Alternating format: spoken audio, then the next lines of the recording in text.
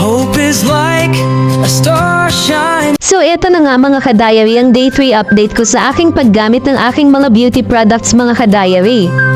Gagamit lang muna ako ng voice generating application ko mga ka-diary kasi wala na akong time na mag-video mga ka-diary. So habang pinapanood ninyo ang video ko ng pagpapahid sa aking mukha, magkwento muna ako sa inyo kung ano na ang nararamdaman ko sa aking mukha mga ka-diary sa pangatlong araw ko na paggamit ng Hikari products mga ka-diary. Paunti-unti nang humahapdi ang aking mukha and at the same time nararamdaman ko rin na mas lalo nang bumabanat ang aking mukha mga ka-diary.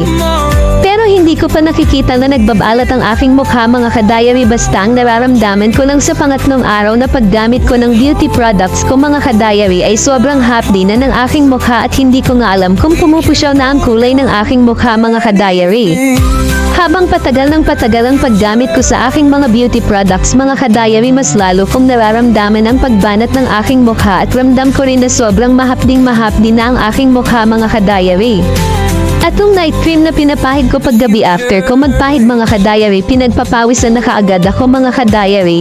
Kasi noon mga ka-diary nung hindi pa ako gumagamit ng mga beauty products mga ka-diary, hindi naman ako mabilis mapagpawisan mga ka-diary, pero ngayon na may pinapahid ako sa aking mukha, mabilis na ko pinagpapawisan mga ka-diary. So far mga ka-diary, di ko paramdamang improvement sa aking mukha mga ka-diary, pero let's see sa mga susunod na araw mga ka-diary kung ano na ang pagbabago ng aking mukha mga ka-diary. Kasi sabi nga 7 days makikita ko na ang result ng paggamit ko ng Hikari mga ka-diary, so tignan na lang natin at abangan mga ka-diary. Hanggang dito na muna ang aking video mga ka-diary. Salamat sa panonood mga ka-diary.